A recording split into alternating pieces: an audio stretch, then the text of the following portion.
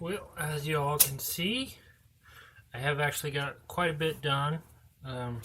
It got really dirty and cramped in here and kind of nasty, so I kind of stopped recording on camera, I've been playing with electrical wires. Not really playing with electrical wires, but yeah, I've been messing with electrical wires. I could not find a wire diagram for this ambulance chassis. Mainly because it's made by National Ambulance Builders, and as far as I can tell, they went out of business in 2001. I'm sure there's one around here. I just don't know who took over the contract and hadn't got back to it. But thankfully, when I get into the wire, and this is the brake lines included along with the AC wire, and I have not taken the AC wires out. But as you can see, it is all color-coded. What's really nice is when they do this. Right scene light, right there, it says right scene light. So that's one of these lights that shoots off to the right side. And it's probably tied in with the other scene light. This one, yeah, you can see how it's the right scene light goes in here, hits that, and then goes to keep on, so they're tied together. So they're simplified. I also have my brake lights, my backup lights, my back lights, the left scene lights, the back scene lights, and a few other things in here that, like the marker lights, I'm going to do. Which actually, the marker lights are done weird. I don't know which. Anyhow, so all this here, these wires here are part of the flasher lights that makes the ambulance, the red and blue or whatever colors. These are for a back light bar, so the front light bar was there. This was just ran back there for it. They didn't have any black back light bars, so this is all going. I might keep the wire because it's still good wire. I might rearrange how the wires ran. And I haven't got into this too much. And I haven't got into that down there too much, which is a big old mess. As best as I can tell, this is part of the flashing that's on the top and the sides. One of these also ties into the front lights. So the flashing, like the wigwags on regular lights. Ooh, that looks a little low. Just gonna hook up a battery charger to this, but I like how they've done their relay thing. I've been trying to find one like it, but they want $500 whenever I could find them. So I might recycle the relay box. See, I got the power, which is always hot, which is not really the fans thing. Then they have these fuses, and these fuses have little resetter things on it, so you can reset them. So you got blade fuses or reset, and then it controls the load with a relay, and a relay is, well, the relay does this really lovely thing where you can pull it off and replace it with a standard automotive relay. And the other nice thing is, this LED tells you whenever it's receiving power on this, so it makes it easy to troubleshoot. This tells you when the bus bar has power. It's a really nice thing. Like I said, I might recycle it, I might make my own, I haven't decided. Transfer switch, power pulse, some of that other stuff I can't use, and it will be coming out, but I gotta figure out what's what before I pull it out. Look at this janky marker light grounding cable. They have one ground, but instead of replacing the cable, they ran all these little crimp things, and I hate crimp things. I bet you I could pull this apart just by yanking on it. I don't want to right now because I need it to keep working, but really whenever you crimp stuff, or I like to solder them actually. And hey, look up that way. I can kind of stand up in here now, which is nice. But I'm thinking, by the way, they had a lot of wasted space in here. A lot. There's at least 6 inches on this wall. But I was looking at how they have it built. They have weld here, but this one's left empty. I don't know if they left that empty just because they needed to hold it in place. I don't know if that's how they're all made like that, or if there's a shortcut. I'm not quite sure. I'm probably going to copy the weld pattern. But they built it kind of like a house, being that they have a post here, and then they kind of welded something to make this go around the corner. But I'm probably going to come in here and cut it probably right here. I might go a little higher and come up here, but then I have to redo all those welds. Everything I've been reading up about aluminum is a very complicated weld process, meaning you got to have clean, your welds have to be perfect, otherwise you get what's called porosity in it, And basically it's oxide or something else that makes the weld not hold up good. So I really need to actually buy the welder so I can start practicing welding. And I need to also call a friend in town that's a welder and see what he charges per hour, because that might be the better option to go with. I was hoping to save a little weight by, because I thought this was all plywood laminated, but it's not. It's aluminum honeycomb with aluminum sheeting laminated, so it's actually relatively light for it, but I still think I'll save a little weight whenever I go to like a foam, fiberglass foam core. I'm in the actual design phase of it right now, I can't talk. I'm in the design phase where I am figuring out the electrical system, figuring out what I got, figuring out where it needs to go. I actually need to come in here and finish tearing out the cabinets. The cabinets here need to come out. That way I can get a proper dimensional measurement of the inside. It won't be perfect, but it'll be within an inch or two. I just come through here with a measuring tape and measure everything. Then I can drop it into a CAD software, design it out, know exactly what I'm working with. I'm still pretty sure that that's a good spot for a toilet. The plan is, or has been, to actually raise the floor up about a foot, put the tanks in the floor, middle part of the floor, of course insulate underneath it, and then put the tanks, and probably have some sort of heating mat underneath the tanks. I'm leaning more towards a higher water capacity and a smaller gray water capacity.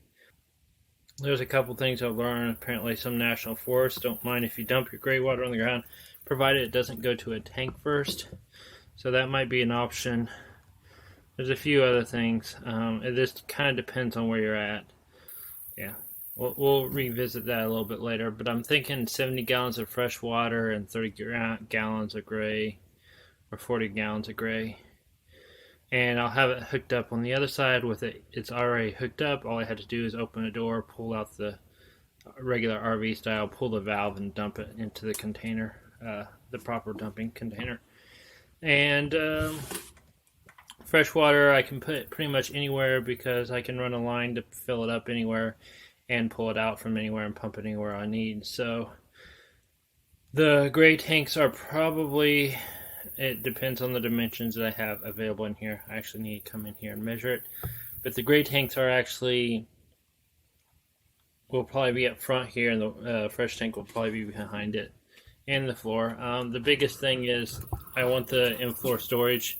For one, I can put all my utilities there and maintain all this extra outside space for other stuff and just have a better design rig. The other thing, by putting the tanks in the floor, it keeps the center of gravity low. It's not as low as if I dropped it below the axle or below the frame, but it will still keep it relatively low. And then I'll be putting, since I'm already going to raise the roof from my height, I'm going to already be putting probably a 1.5 feet. It'll give me 6 inches above my head, which I might go ahead and do 2 feet. There's also some consideration about maybe making it where the roof raises on its own with a couple linear actuators. And I have 3 of them. Well, I have 5 of them right now, and they're 600 pounds each, so that would give me 1,200 on each side of lifting capacity. I don't know if that's going to be enough weight, but that would give me an option for doing a suspension lift later on the chassis, converting it to 4-wheel drive and still maintaining a relatively low profile, but still having enough room in here. I have not fully researched that all the way. The biggest problem I see with that, for one, you're going to design the interior for the extra raise up and down thing. For 2, the bed's not going to be usable whenever it's down, which the bed will be over the cab. And for 3, there's a lot of places where you can get air and other stuff in. But I would like to do something like that. That'd be kind of cool.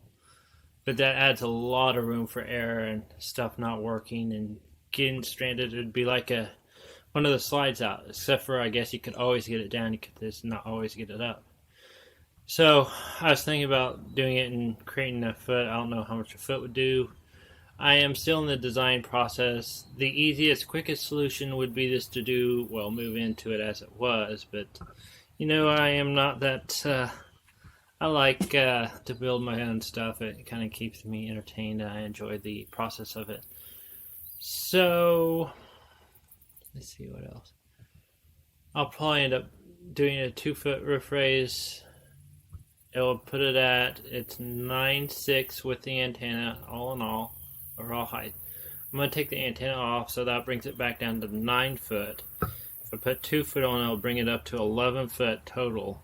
It'll give me roughly 2 foot above, 3 foot above the bedroom of this open space, so it doesn't feel claustrophobic. Let's see. And then I haven't quite figured out if I'm going to have a roof deck. I would like to have a roof deck because it's really handy when I'm by myself or just want to stargaze and not worry about critters coming up. It will be under the solar panels. The solar panels will double on top of it. I'm kind of got a design figured out for getting the solar to fold out of the way or even slide out of the way. But I was thinking if I made them fold out of the way, I could get a little bit of an angle on them in the wintertime and get half the panels power in the wintertime. And I'm going all out with solar on this one. I am going to maximize the maximum amount of solar I can have, which brings me up to 2,000 watts of solar on this. And at least build it for that, and I can add solar panels later, but I'd like to build it all at once. I'm tired of solar being a problem. I also want to put a little mini split AC unit on this. But what it all comes back to is I need a welder to do the roof raise, to do the body modification, because I was probably going to... Here, I'll bring you guys out here. Noise. I dropped a little cat in there. But being that the bumper's already sticking out a foot, I don't feel bad about moving this floor or moving this out 1 foot and then back up, drop a little angle on it for approach and the approach angle. So it'd give me another foot or so back here of this usable space for anything I want. I'm thinking maybe, what is it? Air conditioner on one of these sides here with room for a little Honda underneath it bolted to the thing and secured. And probably fuel storage underneath the generator, probably 2 5-gallon containers. That should get me all the way by for what I need. Somewhere in here, possibly spare tire either on the back or the side. Right now I have the spare tire in here. And there's more than enough room, but I'm probably going to cut some of this out to make it living space. I don't know. It depends on the overall inside of this tire, which is fine. It works. I might just keep the stock size tire and get me another one. I think I have room for 2 new tires I could drop in here. Speaking of which, this is one of the tires that blew on me. The other one, this is the last of the tires that have blown. So it's truly spare, but thinking about putting 2 dualies in there, and then I have 2 dually spare tires for whatever I need, along with the jack set and everything else. And let's see.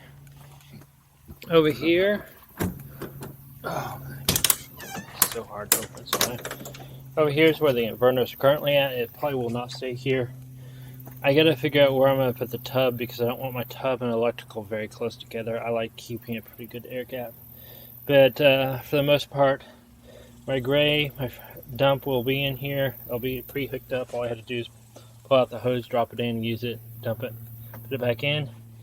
I'll probably have a spool, like a unwinding spool, electrical cable in there. I don't know if I'll do it. It's not that pain in the butt to do electrical. The hose is, so it might has a hose reel in there.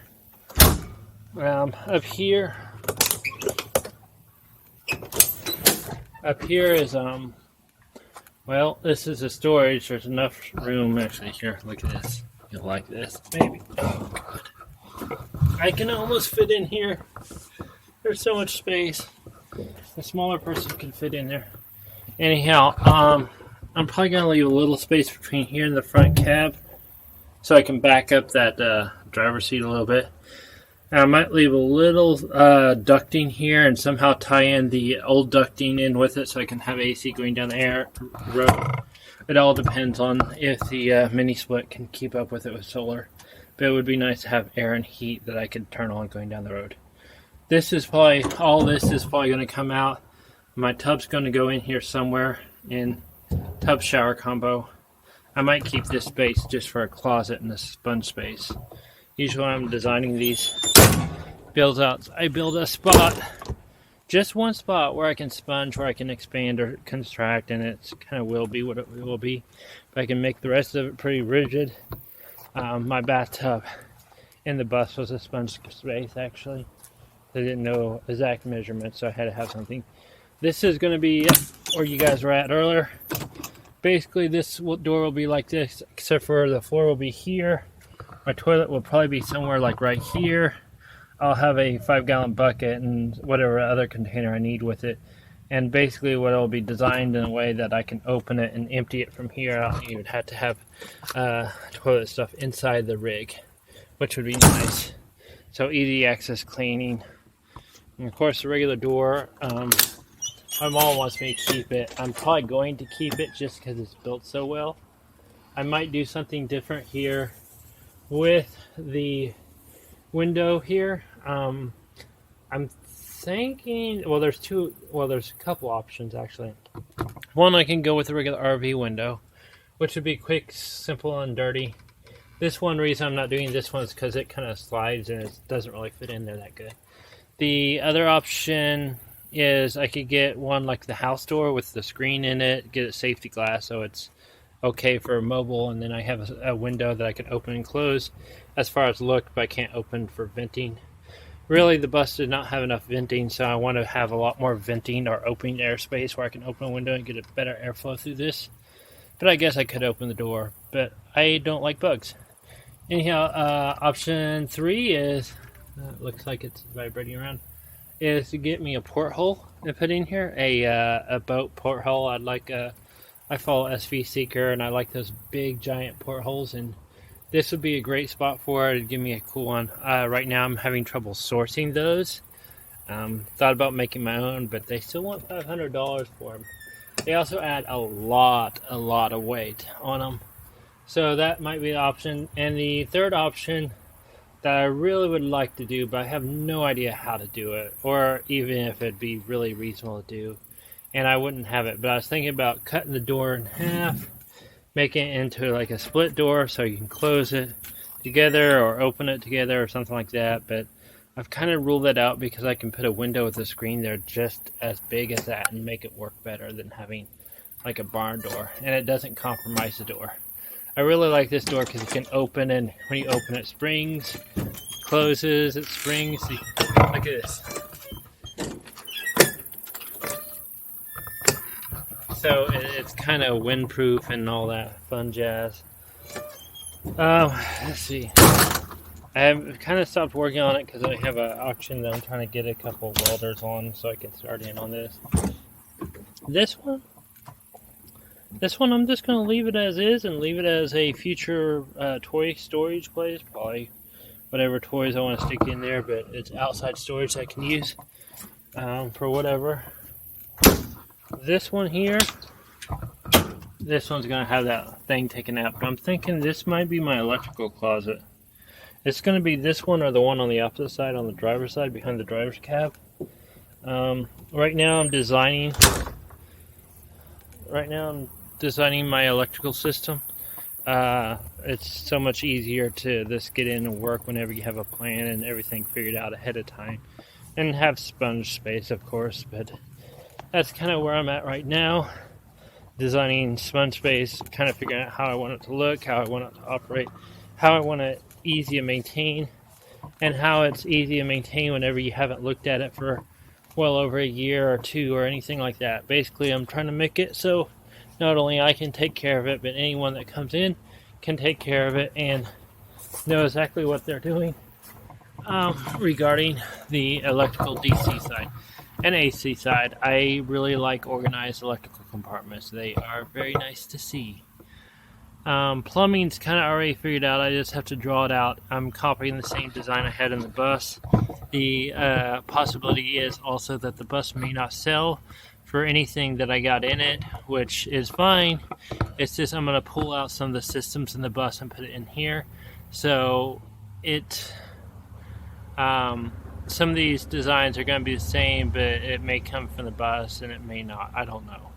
If I have to cannibalize the bus, I will be selling it really cheap whenever I'm ready to sell it, but I'd much rather sell it to someone who wants to get out and go now and be happy to travel now. But right now the market seems kind of slow, and with everything else going on, yeah, it is what it is. So anyhow, what else? Water, electric. Oh, the mini split also is a heat pump, so it doubles as a heat source. Although I don't know if it'd work too good in the wintertime. Summertime solar's great. I'm gonna go with 2,000 watts.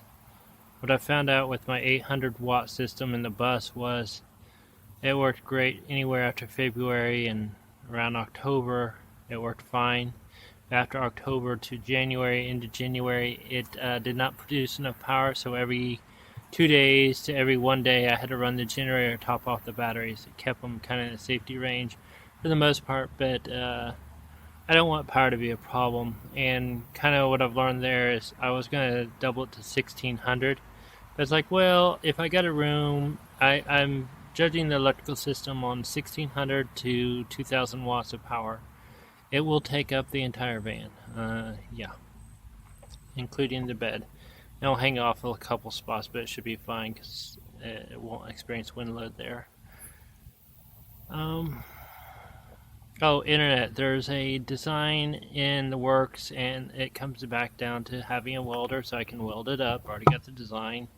It's a telescoping mast. It telescopes out using a couple wires. I got to build it.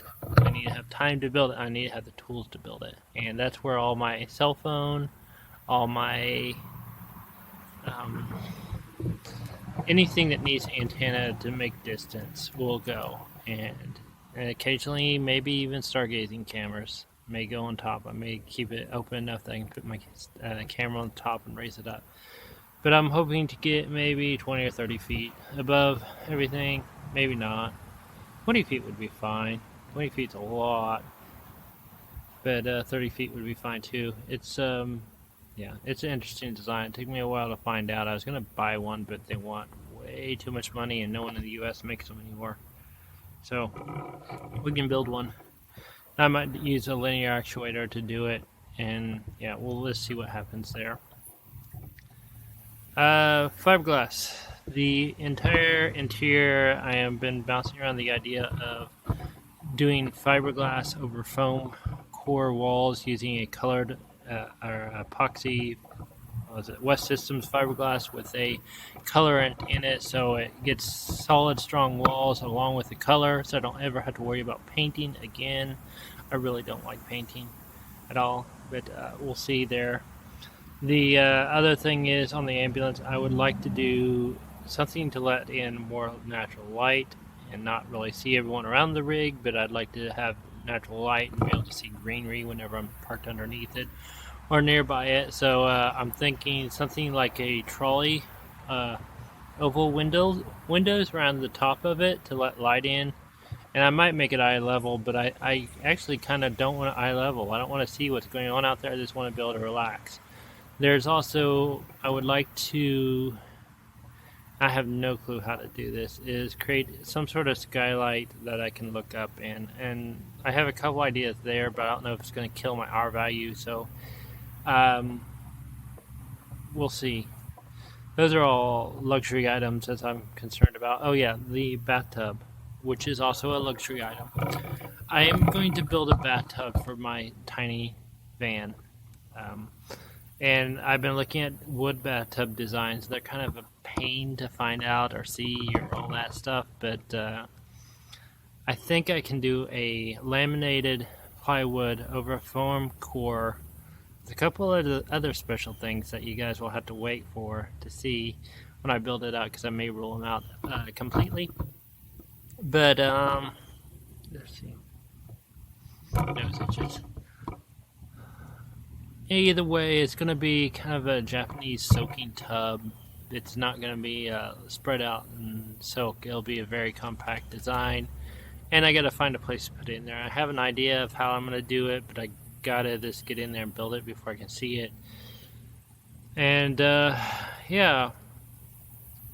And maybe when I'm talking to you guys are getting to see the CAD model of all this stuff. because I only got a little bit of it catted out at the time of this recording, but maybe I got it catted out enough that you guys can kind of help you visualize it. So we'll see. I like the shortness of the ambulance where it is now. I cannot shorten it any lower because, well, if you look out there, you can see the door only comes so low. So if I put a raised roof on it, I'm still going to have to go up a foot in height and then raise it another foot over that, maybe 2 foot over that. Which, if I raise it a foot from 9 feet, that brings it to 10 foot, and 2 foot puts it at 12 foot. So it puts it as tall as a bus with a little 2 foot electronic thing. And then I still have the problem of possibly leaking air and leaking other stuff, and also poor insulation that you get with those raised roof. Now, it won't be canvas, it will be metal on metal with some sort of good gasket in the middle, but it still adds complication to the build out versus no complication of this having a solid core and this watching your height. You think the 12 foot sounds tall or 10 foot sounds tall, but when you think about it, most everyone's RVs have these air conditioners on the roof, which adds 1.5 feet to the overall height of unusable height because you have the air conditioner on top. So if I put one of those 1.5 foot air conditioners, this regular top air conditioner on there, I'm still raising 1.5 feet. It raises my overall height. So if I keep everything low profile, put everything on the back, and the mast goes up and down, the only thing highest point will be the solar, but I plan on having some sort of cowling up front to protect it from wind, branches, and everything else. So you'll actually get more usable space by moving your air conditioner. Anyhow, that's kind of what I've been doing lately. I will hopefully have more by the time this comes out. I'm also, I'm wondering what the heck am I thinking? I could have been out traveling, seeing the rivers, not doing this. Man, what is wrong with me?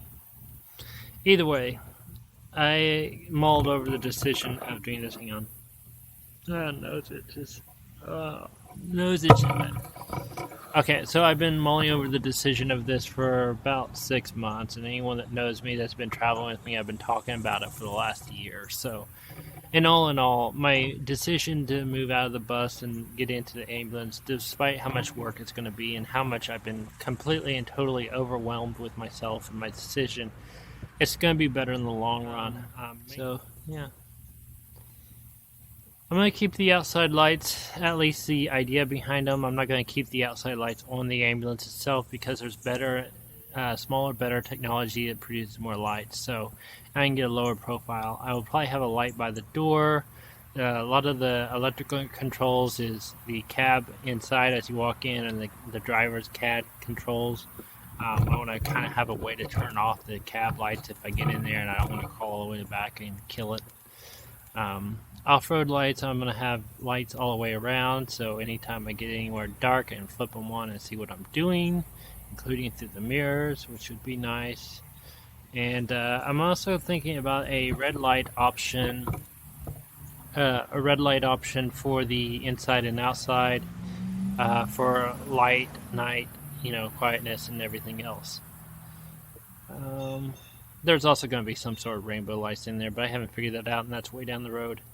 The other thing that I have to do with the ambulance right now is I have a couple body mounts on the Ford chassis that needs to be replaced. They're starting to split out. They'll probably be fine for another couple thousand miles or longer. And then I need to get in there and replace all the rubbers and ball joints and everything else. I don't know if I want to do that or if I want to do a lift kit on it. So I need to figure out that price. I finally found a book. Sorry, it had to record there for a little while.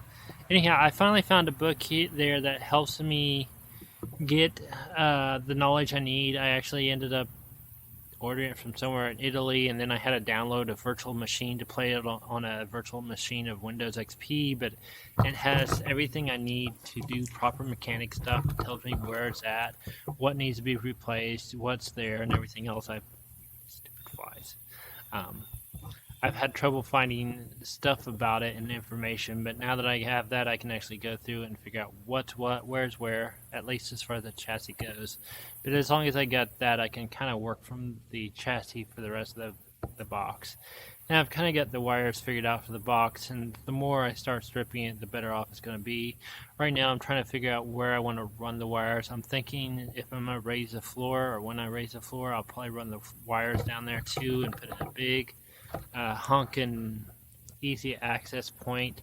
Along with, I'm going to run a ground wire all the way across the cab to tie it together instead of running it to a frame ground on the aluminum and create a little metal corrosion. But basically to give me a good solid ground. And it'll be easy to get some 1/0 or 2/0 cable going along in the ground thing. It'll just be an extra ground, but it'll give me I can drop in bus bars there, copper bus bars to help ground it, so I don't even have to look for a place to ground or drill a hole in it. I can leave it all kind of out there, easy to test, great grounding, so you don't get these phantom load problems that you have when you have weird grounding issues going on and weird stuff going on. So I just want to make sure that's nice and solid. And also I can get good wires, so I have a good return path, so I know I have very low voltage drops. Also going to store my batteries in the floor, access from the inside kind of thing. And I was thinking about running a little vent fan down in there, so if the living compartment's warm enough for living, the underground should be warm enough for everything else, because I'm going to do lithium this time. Right now I have 2 lithium batteries, and I'm hoping to add probably another 5 over time. Not right away. What else? That's probably good for now. That's a lot of information download of everything I've been kind of doing and working out. So, hope you guys enjoyed. Hopefully I didn't blow you guys' mind too much with this all, but understand that's what's been going on in my mind. That's part of the reason I've been dragging out the videos, so I have time to work and everything else. Oh yeah, I'm gonna steal the vacuum pump motor on that and use it to make the foam over, or fiberglass over foam panels, and vacuum mold it down along that path. So right now I'm trying to get the welder, and once I get the welder I'll probably finish stripping the rest of that, do the welding practice, because I cannot weld aluminum at all right now. I have never tried it, so I have a couple bend tests and beating tests, and I'll probably cut it in half and see and check my welds, and once I feel confident that I am welding strong enough and the welds are stronger than aluminum, we will start welding on the frame. But until we get to that point, we are going to be cautious. Also, probably for a safety thing, I'm going to get I don't know if it's called doping, but it's an isolation. I'm going to drop some probably 1/2-inch bolts in there, probably 2 of them on the top and the bottom.